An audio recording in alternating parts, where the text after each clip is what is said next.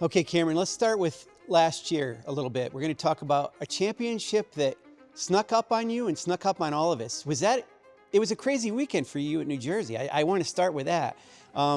Did you go into that weekend? I know you want to win, you think you're going to win. Did you think you were going to win the championship? I went there with the mindset I was going to do everything I could to try to pull it off. I think I was 8 points down on Bobby, but to be honest with you, I wasn't, I was optimistic, but I was being realistic with myself that it'd be really tough. I know how good, firsthand, I know how good that Yamaha is around New Jersey, ridden it in the past. And obviously Bobby, he's been riding incredible all year. And I knew he was gonna be tough to beat. Obviously Josh was super fast there last year, and that was one of our worst tracks last year. I didn't finish on the podium one day in 24, and we were close, like we were in the hunt for the podium, but I remember I was doing everything I could just to hang on to the guys in front of me, and so going in, did not have that much confidence, but we got there. Friday definitely didn't help at all. I picked my bike up twice out of the grass, threw 2 bikes down the road, and I was like, well, this is pretty much it. And then Saturday woke up with a good mindset and qualified 5th, did everything I possibly could in the race. We were having to run the harder rear tire because the soft one was shredding up. We couldn't make it last race distance like the other bikes could. But we never stopped. We kept making adjustments to the bike, playing with tire pressure, and ended up finishing 2nd that race, and did everything I could to do that. After Bobby ran away, and I was able to beat Josh to the line, and then you guys all saw what happened Sunday.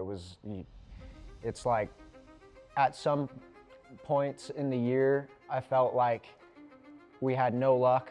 You know, it was either when the bike was working really good, I would make a mistake, or I would be fighting the bike really bad in other cases and salvaging finishes. And then it seemed like when we had to get lucky, it happened Sunday. You know, when everything needed to align, it somehow aligned on Sunday. It's amazing. So 6 championships. Thinking about this 6th one that you've had, and you've won championships in so many different ways, absolutely dominant fashion, breaking records along the way, even going back to when you were racing before Superbike. Where does this one rank in terms of the season, what you went through? Is it any sweeter? What did it feel like at the end of the year for you? Were you surprised that you accomplished what you did? To be honest with you, yes. If you asked me at the beginning of the year, I would say I expected it out of myself, just with how much we were on form at the beginning of the year. You know, I was able to win at Road Atlanta and Barber with a little gap, and then after that we just seemed like we kind of started struggling. It felt like we were stuck here, and the Ducati guys and the Yamaha guys and the Suzuki guys, like, they all raised their level, bikes and the guys. And so yeah, I mean, I would definitely say this ranks up like as one of my best championships. I definitely never would have thought I would be sitting here as a 6-time Superbike champion. You know, it's pretty hard to believe sometimes, but I definitely think this one was one of the hardest ones, and the most rewarding because we never gave up. And man, that bike bit me a few times pretty good over the past few years, and like I said, we just kept pushing and kept searching, and I definitely owe a lot to Dave and all those guys for working so hard.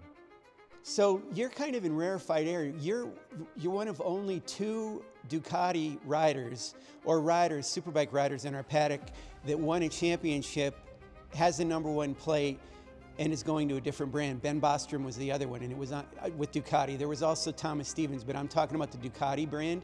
He switched from Honda to Ducati. You've switched from BMW to Ducati. Are you going to run the #1 plate this year? Yeah. I feel like, man, if you get the chance to run the number one plate, you got to do it. You know, it's not just not every day you can run that number. And yeah, I feel like I got it.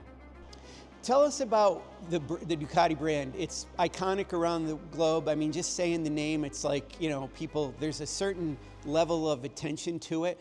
How do you feel about switching over to the Ducati brand and being part of that, or being part of the heritage of racing that they've had? Man, the Ducati brand, you guys know, it's iconic. You know, it's a legendary brand. And man, my grandpa, he had a Ducati Monster back in the day, and my dad, he's had multiple Ducatis throughout his life, and he just loves the brand. He loves Ducati.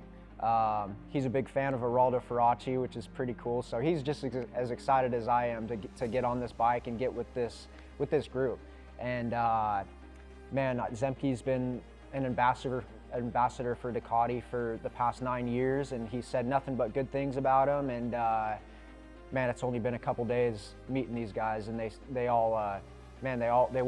welcome me in with open arms, and they've been so cool. We're obviously here at the race shop, checking everything out, and just the effort into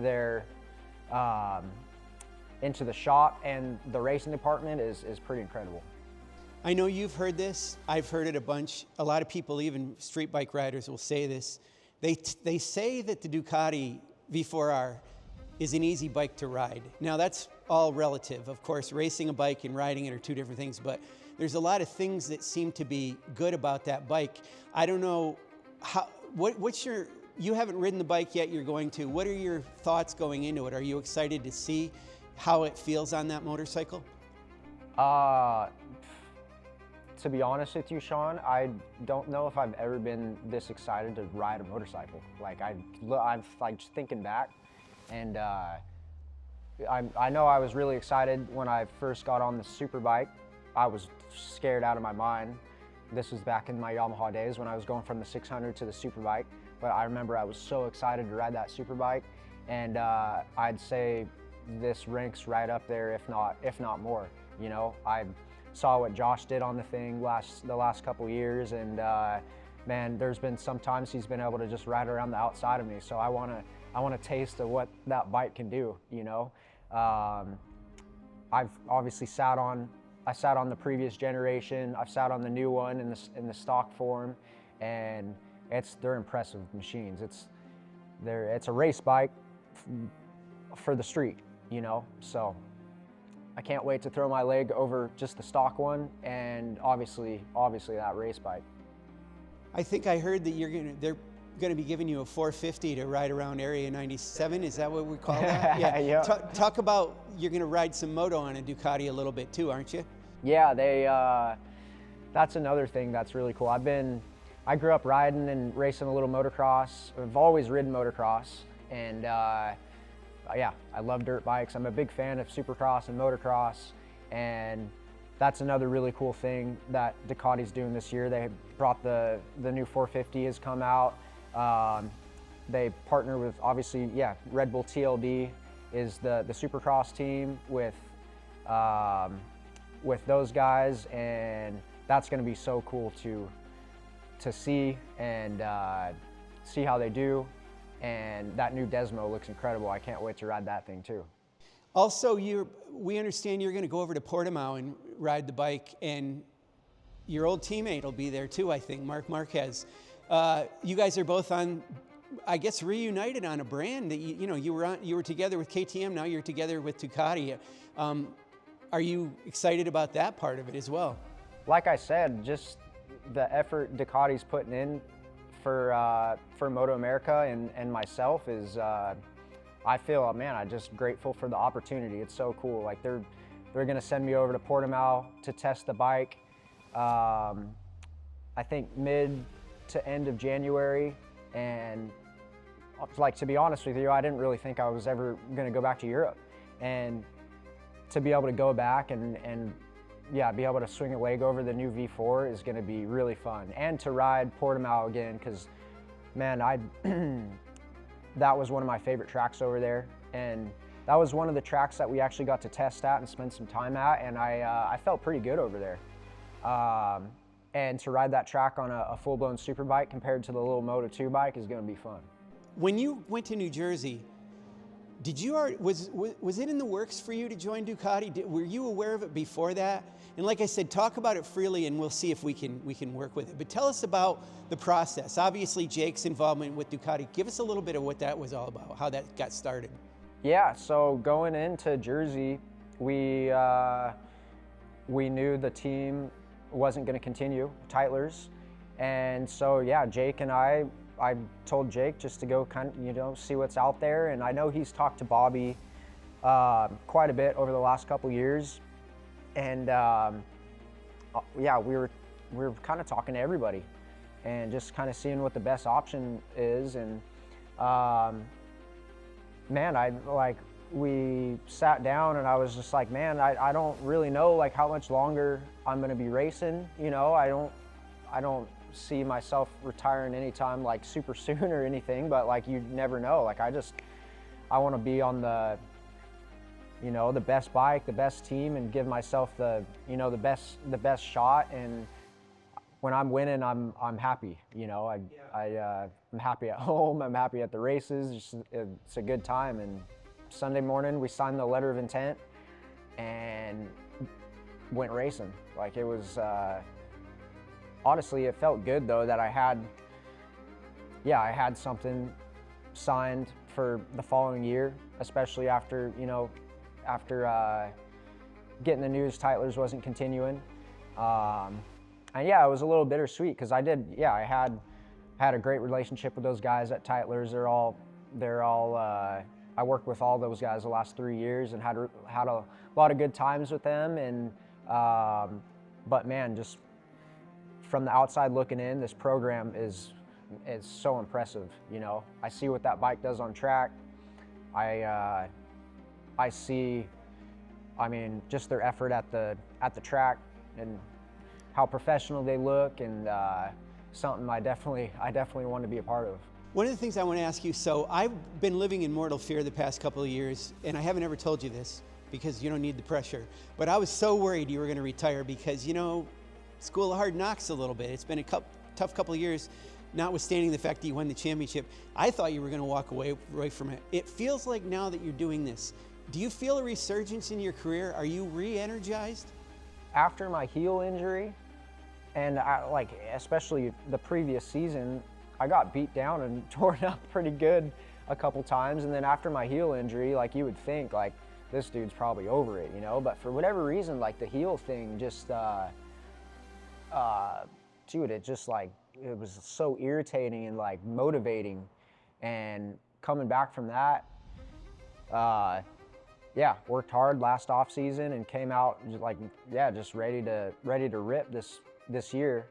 And I was super motivated. So I would say, yeah, it's a whole new chapter, a new bike, a new team, a great bike, a great team, and an awesome company. It's exciting. I would say it's definitely like a dose of motivation. 6th championship. Of course, what's next? Matt Mladen has 7. Tie or break 82 Superbike wins. You're within 11 of that, I believe. Those 2 records are attainable, within reach for you. On possibly this bike, if not this year, if you go another year with these guys, we see what happens. You may actually break the record on a red bike with Ducati. Is that in your mind at all? To be honest, no. Like I guess, like right now, I could care less about that stuff, but I'm sure like in the future, it would be cool to look back on that and be like, I did this, but right now I'm just, yeah, I kind of take my life day by day, and yeah, spend time with Brody and Shelby at home, and yeah, but I definitely can't wait to throw a leg over this thing and see what I can do on it, you know. It's going to be tough though this next year. It's like, yeah, you can chase or talk about chasing stats all you want, but man, there's going to be some good guys in the class. Like Superbike is going to be really strong next year. You obviously, yeah, I've heard PJ's moving up. I heard Matty's moving up. Both those guys are really fast. Yeah, I heard, you know, rumors about a couple more Ducatis on the grid too, and yeah, it's going to be a tough year, but it'll be fun.